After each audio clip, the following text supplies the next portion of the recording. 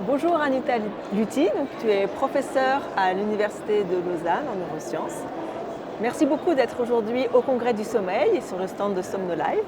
Tu as donné ce matin une conférence plénière qui était vraiment époustouflante. Donc j'aimerais bien, si tu veux bien nous parler un petit peu de ce que tu as dit ce matin en présentant donc, les caractéristiques du sommeil chez la souris qui sont très proches des caractéristiques humaines, c'est bien ça? Oui, donc déjà merci pour l'invitation. C'est un vrai plaisir d'être à cette conférence qui est vraiment très riche et qui rassemble la recherche fondamentale avec celle clinique. Et c'est vraiment un plaisir d'être ici, de parler de la recherche chez la souris qui, comme vous avez dit, elle est très proche de nous. C'est un mammifère, c'est un animal terrestre. Et elle génère les types de sommeil que nous avons ici, c'est-à-dire le sommeil non-REM et le sommeil REM, aussi du paradoxal. Donc, en beaucoup d'aspects cruciaux, elle permet vraiment, avec les techniques de neurosciences, de comprendre les mécanismes sous-jacents à ces stades de sommeil et aussi leurs fonctions. Donc ça, c'est vraiment idéal.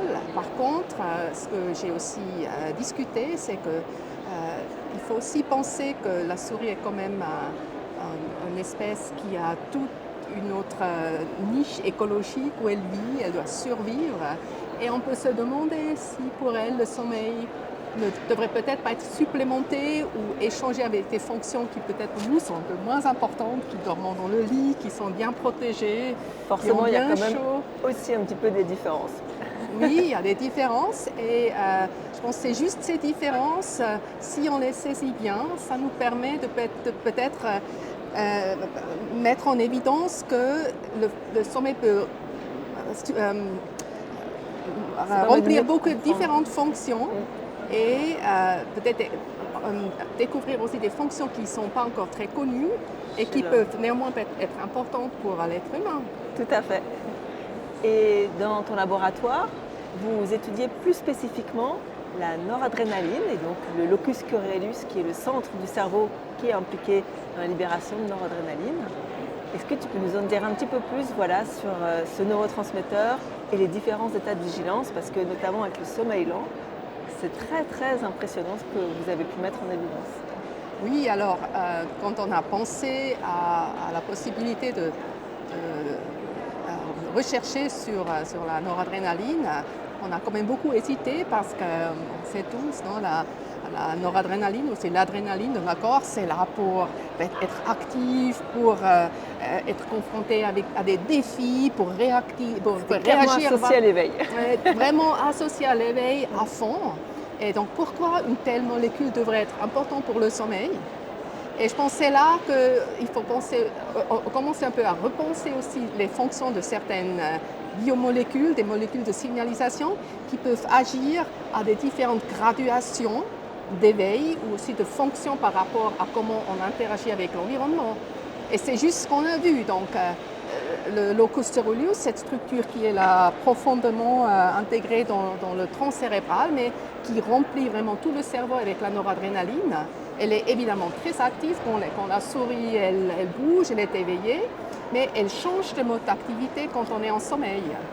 Et ce changement de mode se manifeste à des activités qui sont plutôt rythmiques et plus continues.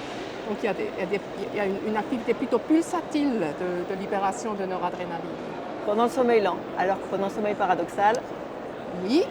Alors pendant le j'ai tout sommeil. écouté. Oui, oui. Alors le sommeil paradoxal, j'ai malheureusement pas eu beaucoup de temps d'en parler, mais ici en France, vous avez vraiment beaucoup d'experts pour ce stade. Et il se caractérise, ce sont les seuls moments dans le sommeil paradoxal où nous sommes vraiment libérés de la noradrénaline. Nous sommes vraiment déconnectés de l'environnement d'une façon qui est encore plus complexe et plus profonde que ce qui se passe pendant le sommeil non-REM. C'est vraiment très joli. Ouais. Et pour terminer, juste si tu pouvais nous parler de la corrélation avec la dilatation de la pupille. Oui, alors évidemment, la souris, elle est géniale parce que nous avons accès aux structures sous-jacentes, mais c'est un peu plus difficile chez l'humain. On Oui, peut dormir pas les yeux ouverts. juste mettre les électrodes et les fibres de lumière dans le cerveau, mais heureusement, nous avons accès à à la pupille. Et la pupille, c'est un corrélat très étroit à nos états de vigilance. Elle s'ouvre quand nous sommes effrayés, quand nous sommes surpris, et elle se ferme quand nous sommes plutôt détendus.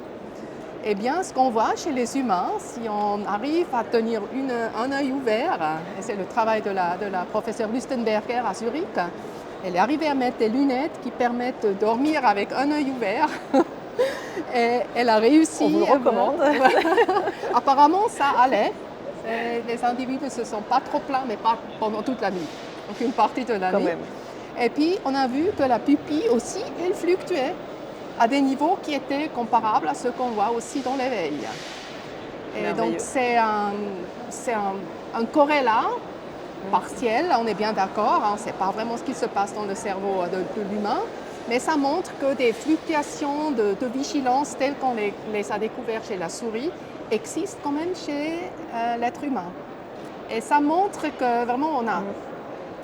Le sommeil, il a une séquence de différentes fonctionnalités qui sont mises en place, qui peut-être ont été raffinées chez l'humain. On a le sommeil vraiment profond, important, très restaurateur, mais on a aussi ce sommeil qui est peut-être plutôt là pour rester vigilant par rapport à l'environnement. Et là, il y a aussi ces manifestations. Merci beaucoup parce que c'est vraiment passionnant. En plus, vous avez présenté des résultats qui vont bientôt être publiés, donc c'est vraiment de l'actualité chaud bouillante ici au Congrès du Sommeil. Donc n'hésitez pas à regarder le replay d'Anita Lutti parce que c'est juste fantastique.